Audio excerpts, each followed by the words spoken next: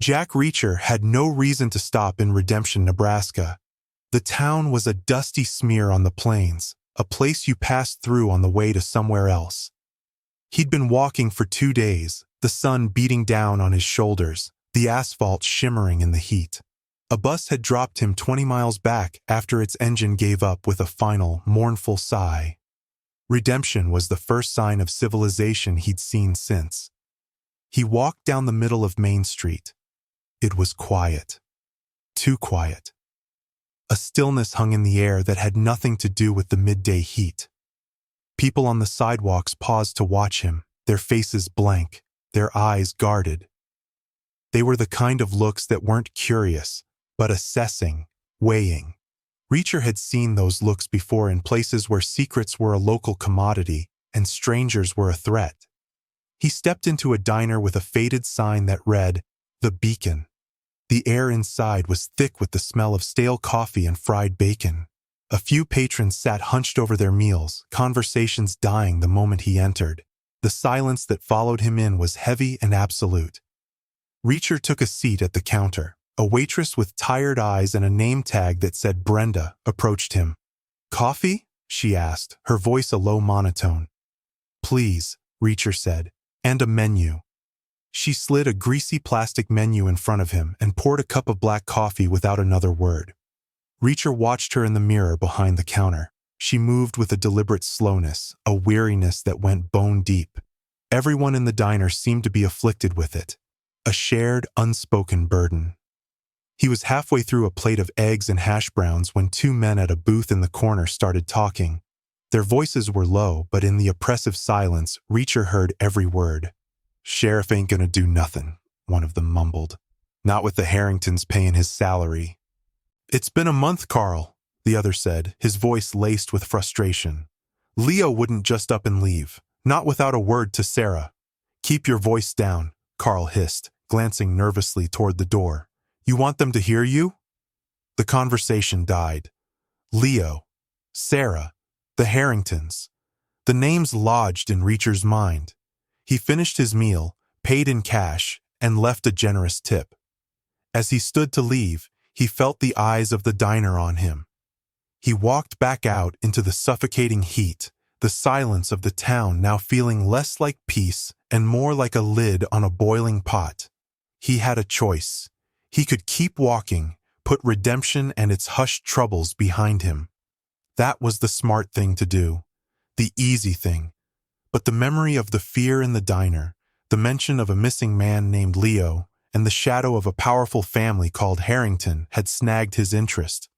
Trouble had a certain gravity, and Reacher had always found it difficult to resist its pull. He decided to stay, just for a little while, just to see what would happen. He found a cheap motel at the edge of town, paid for 1 night, and started to think. The pot was boiling in Redemption, Nebraska, and Reacher had a feeling he might just be the one to knock the lid off. His first stop was the sheriff's office, a small brick building that looked more like a post office. The man behind the desk was large and soft, with a drooping mustache and a uniform that strained at the buttons. The nameplate on his desk read, "Sheriff Brody." "Can I help you?" Brody asked, his voice a slow, uninterested drawl. "I'd like to ask about a missing person," Reacher said. "A man named Leo." Brody's eyes narrowed. The disinterest evaporated, replaced by a sharp, hostile focus. "Who are you?" "Just a concerned citizen," Reacher replied evenly. "There's no missing person report for anyone named Leo," Brody said, his tone final. "You must be mistaken." "I heard some folks talking," Reacher pressed. "Leo and his sister Sarah." "Town gossip," the sheriff snapped. "Now, unless you're here to report an actual crime, I'm a busy man." Reacher held the sheriff's gaze for a long moment. Brody didn't flinch, but Reacher saw something in his eyes. Not corruption, not exactly. It was fear. The same fear he'd seen in the diner, but older, more ingrained. Brody was a man trapped in a cage of his own making. Reacher left the office and walked. He didn't have a plan, not yet. He just observed. He saw the Harrington name everywhere. Harrington Meatpacking was the biggest building in town, A sprawling industrial complex on the horizon. Harrington Hardware. Harrington Grocers. The town wasn't just influenced by the Harringtons, it was owned by them. He found Sarah working at the town's small library. She had the same tired eyes as the waitress, but there was a spark of defiance in them. He approached her quietly. "Your name is Sarah?" he asked. She looked up, startled. "Yes. Who are you?" "A friend," Reacher said. "I heard you were looking for your brother, Leo." Her face paled. She glanced around the empty library, her body tensing. "I don't know what you're talking about. I was in the diner. I went to see Sheriff Brody. He told me there was no missing person report." Tears welled in her eyes, tears of frustration and helplessness. "He wouldn't take the report," she whispered. "He said Leo probably just ran off to Omaha for a good time." "You don't believe that," Reacher stated. "No," she said, her voice shaking but firm. "Leo wouldn't do that. He was looking into something. At the plant. The Harrington plant." "What was he looking into?"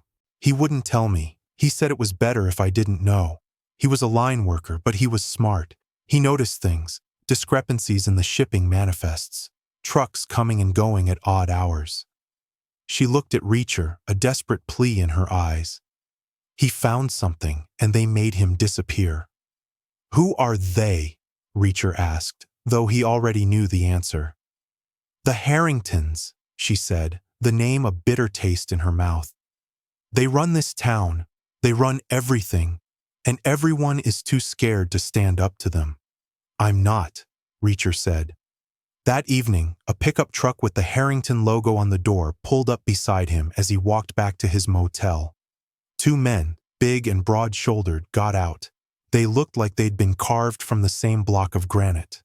"You've been asking a lot of questions," the driver said. He had a smug, confident look, the kind of look a man gets when he's never lost a fight. "Just making conversation," Reacher said. "Well, we're here to tell you to stop," the other man added, cracking his knuckles. "This town doesn't like outsiders sticking their noses where they don't belong. It's time for you to leave." Reacher looked from one man to the other. They were big, but they were slow, overconfident. He could see every move they were going to make before they made it. "I haven't decided my travel plans yet," Reacher said calmly. The driver lunged first, throwing a clumsy telegraphed punch. Reacher sidestepped it easily, brought his elbow up in a short, brutal arc, and connected with the man's jaw. There was a sickening crack, and the man crumpled to the ground, unconscious. The second man stared in disbelief for a split second, which was all the time Reacher needed. He delivered a quick, precise kick to the man's knee. The joint bent the wrong way, and the man screamed, falling to the pavement. Reacher stood over them, his breathing even. He hadn't broken a sweat. He leaned down toward the conscious one. "Go back to your boss," Reacher said, his voice low and cold. "Tell him I'm not leaving. Tell him I'm coming for him." He walked away, leaving the two men moaning in the dust.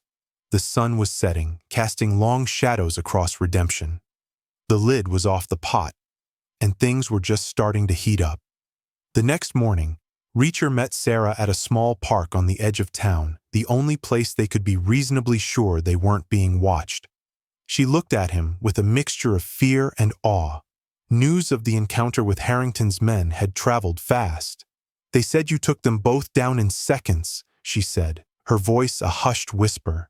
"They were clumsy," Reacher replied, dismissing it. "What did Leo find?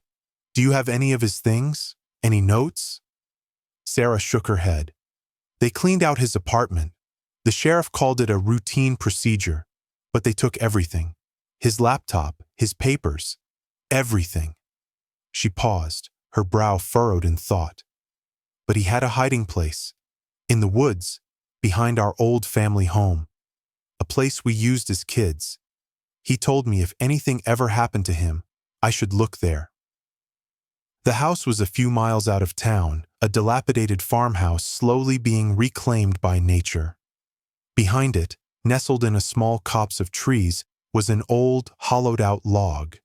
Inside, wrapped in an oilcloth, was a single leather-bound journal. They sat on the porch of the abandoned house as Reacher flipped through the pages. Leo's handwriting was neat, meticulous. He'd detailed his observations for weeks. He wrote about the trucks, just as Sarah had said. Unmarked 18-wheelers arriving in the dead of night, not at the main loading docks, but at a secondary, rarely used warehouse at the far end of the plant complex. They would leave before dawn, their contents unlogged in the official manifests. But there was more. Leo had noticed a strange smell coming from that warehouse on certain nights. A chemical smell, sharp and acrid. He'd also written down a series of numbers, dates, and what looked like chemical formulas. "What does it mean?" Sarah asked, looking over his shoulder.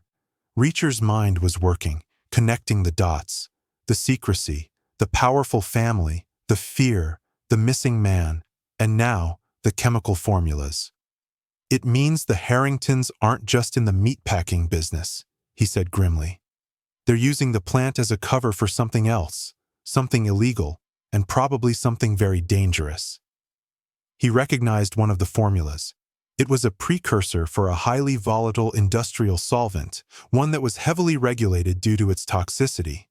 Disposing of it was an expensive, complicated process, unless you found a way to do it for free. "They're dumping toxic waste," Reacher said, the pieces falling into place. "The trucks bring it in, and they're getting rid of it somewhere. Leo must have figured it out. He got too close, so they got rid of him." Sarah's face went white. "So he's gone?" Reacher put a hand on her shoulder. "We don't know that for sure," he said, though his gut told him otherwise. "But we're going to find out. Tonight, I'm going to take a look at that warehouse."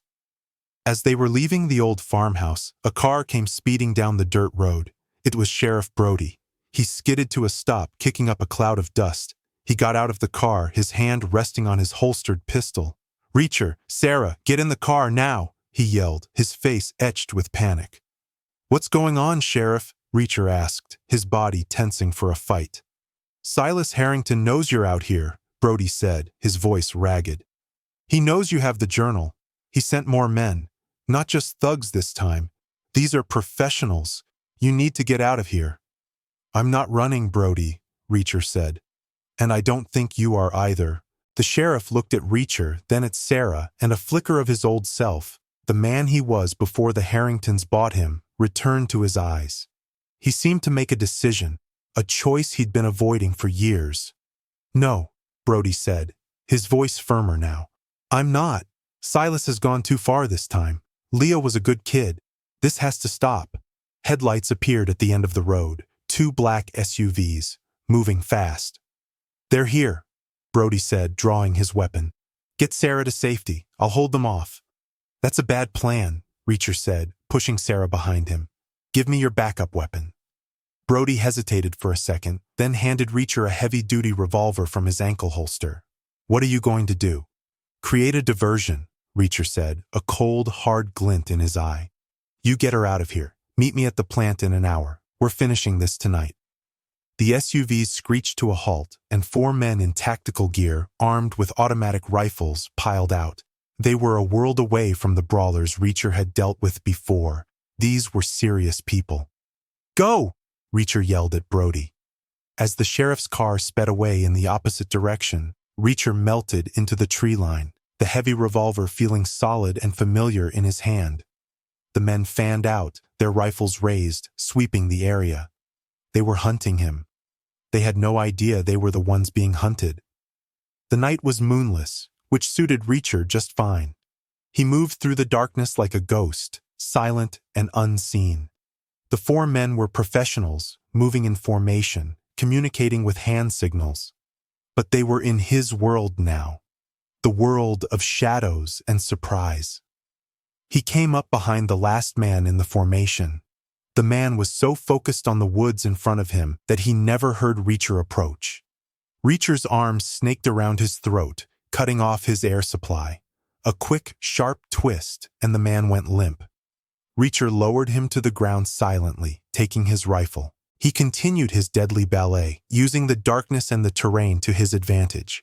He picked them off one by one, using a combination of stealth, brute force, and the element of surprise.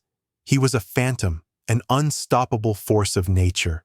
In less than 10 minutes, it was over. 4 highly trained men, neutralized without a single shot fired. Reacher checked their equipment. They were well armed, well trained. Silas Harrington was playing for keeps. Reacher discarded the rifle. It was too loud, too clumsy. He preferred the quiet efficiency of his hands.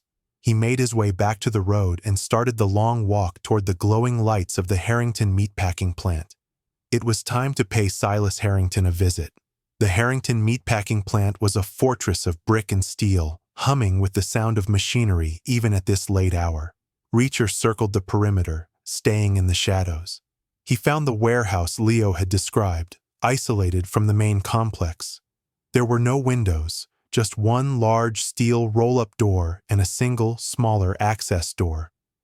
2 guards stood watch, smoking cigarettes and talking in low voices. Reacher didn't bother with stealth this time. He walked straight toward them, his large frame emerging from the darkness like an apparition. "Who the hell are you?" one of the guards asked, dropping his cigarette. Reacher didn't answer. He closed the distance in a few long strides. The guards reached for their sidearms, but they were too slow. Reacher's hands were a blur of motion. A jab to the throat for the first guard, a powerful palm strike to the nose of the second. Both men went down without a sound. He used a key card from one of the guards to open the access door and slipped inside. The chemical smell hit him immediately, acrid and overwhelming. The warehouse was vast, filled with hundreds of blue 55-gallon drums, stacked high on pallets. This was the operation, an illegal toxic waste dump hidden in plain sight. In the center of the warehouse, a large pit had been dug into the concrete floor. A heavy-duty pump was connected to a series of pipes that led down into the darkness. They weren't just storing the waste, they were pumping it directly into the ground, poisoning the water table, the land, the entire town of Redemption. Suddenly, the warehouse was flooded with light. The large roll-up door rattled open, revealing a group of men. At the center was an older man in an expensive suit, his face a mask of cold fury, Silas Harrington. "I should have known you'd be more trouble than the others," Harrington said, his voice echoing in the cavernous space. "I underestimated you. That was a mistake." Reacher stood his ground, his eyes scanning the men flanking Harrington. There were 6 of them, all armed. "Where's Leo?" Reacher demanded. Harrington laughed, a dry, humorless sound. "The boy got curious. He saw things he shouldn't have. He's part of the Foundation now." He gestured toward the pit. "Just like you're about to be." "It's over, Harrington," Reacher said. "Sheriff Brody is on his way. He knows everything." "The sheriff?" Harrington scoffed. "Brody is a coward. He's been on my payroll for 20 years. He won't do anything." As if on cue, the wail of a siren cut through the night. It was getting closer. A look of surprise, then rage, crossed Harrington's face. "So the dog finally bit the hand that feeds him," he snarled. "No matter. Kill him. Then we'll deal with the sheriff." The men raised their weapons, but Reacher was already moving. He dove behind a stack of barrels as bullets sparked off the concrete where he'd been standing. The fight was on. It was a chaotic ballet of violence. Reacher used the maze of barrels as cover, popping out to strike with brutal efficiency. He was outgunned, but he was smarter, faster, and more ruthless. He turned the environment into a weapon, toppling stacks of heavy drums onto his attackers, using the tight spaces to his advantage. One by one, Harrington's men fell. Reacher was a whirlwind of controlled fury, his movements precise and deadly. He disarmed one man, using the man's own weapon against his comrades. He closed the distance with another, his fists and elbows doing their devastating work. Soon, only Silas Harrington was left standing, his face a mixture of disbelief and terror. He pulled a small pistol from his jacket and aimed it at Reacher with a trembling hand. "You've ruined everything!" he shrieked. Before he could fire, the access door burst open. Sheriff Brody stood there, his service weapon leveled at Harrington. "Drop it, Silas," Brody said, his voice steady and resolute. "It's over." Harrington hesitated, his wild eyes darting between Reacher and the sheriff. In that moment of indecision, Reacher charged. He knocked the gun from Harrington's hand and delivered a single, powerful punch to his jaw. The patriarch of redemption, the man who had ruled the town through fear and intimidation for decades, fell to the ground like a sack of loose grain. The warehouse was suddenly filled with the flashing red and blue lights of police cars. State troopers, alerted by Brody, swarmed the area. The long, dark secret of redemption was finally out in the open. In the aftermath, as the sun began to rise, Reacher stood with Sarah and Brody outside the plant. The FBI and the EPA were on their way. The Harrington empire had crumbled overnight. "Thank you," Sarah said, her voice thick with emotion. She knew her brother was gone, but now there would be justice. The town could finally begin to heal. Brody clapped Reacher on the shoulder. "I owe you," he said. "You reminded me what it means to wear this badge." Reacher just nodded. He had done what he came to do. He had balanced the scales. There was nothing left for him here.